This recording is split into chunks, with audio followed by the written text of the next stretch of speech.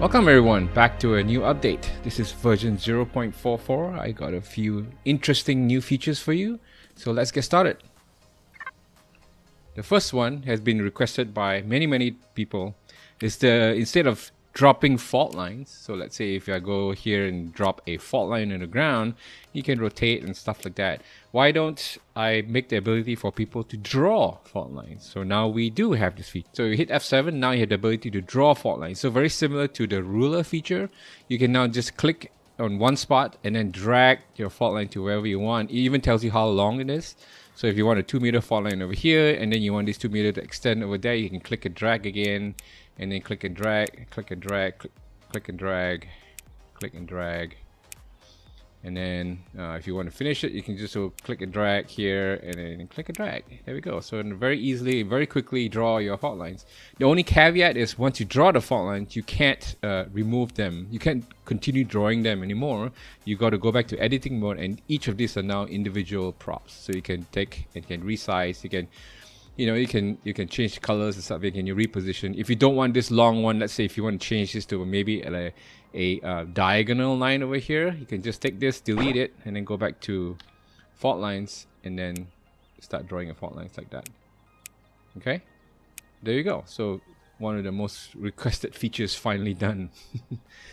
The next update, apart from a bunch of bug fixes, I think if you look at the release notes, there were a bunch of stuff dealing with textures and the scan base and the written stage briefing and stuff like that. And I basically changed and fixed a lot of that. I actually make the written stage briefing camera look much better as well. So if you go over here to stage briefing, and if you go to view and print, why did I hit screenshot? I made the picture now, instead of a square, more landscape, so it actually looks much better instead of it being stretched out. So it looks much better now. And the next one is scoring. So now finally you have scoring. So for instance, if you drop a target here, let's go back to editing mode, and let's say I drop 3 targets here, right? And maybe 1 steal like that. And now in simulation mode, you can, at the end of the simulation mode, you will tabulate the scores and it will tell you what you did. So let's go to simulation mode F10, and then I start it. Are you ready?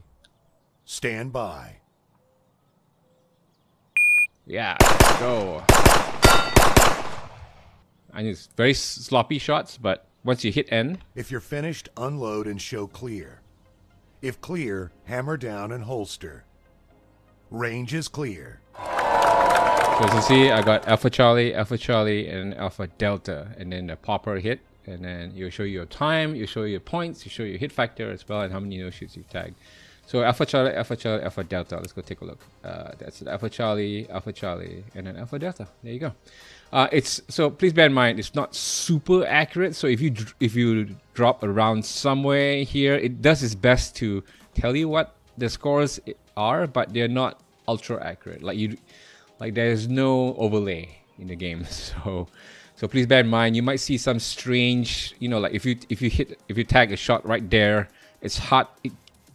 It'll be kind of hard for the game to tell what that score is. So please give it some leeway. It's not supposed to be a super accurate simulation. It's just wanting to give you a sense of how you did. So right now the scores show you in the window. Let me know if you prefer the scores to show on top of the target at the end. I could do that as well. That would probably make it look much better. But let me know what you think. Right now, the scoring feature only works for steel targets and USPSA. I'll be working on IPSC targets after this. Then in the next update, it takes a while to re-engineer everything in order to support scoring, so it's going to take a bit. Apart from that, that's all I have for you this week. I hope you enjoyed, and again, continue to send me feedback. Either you go over to the menu, go to settings, and provide feedback here. Add your email address if you want me to reply to you. Otherwise, you can join our Discord channel, and you can see the link in the YouTube description below. Alright guys, have a great week, and see you on the range.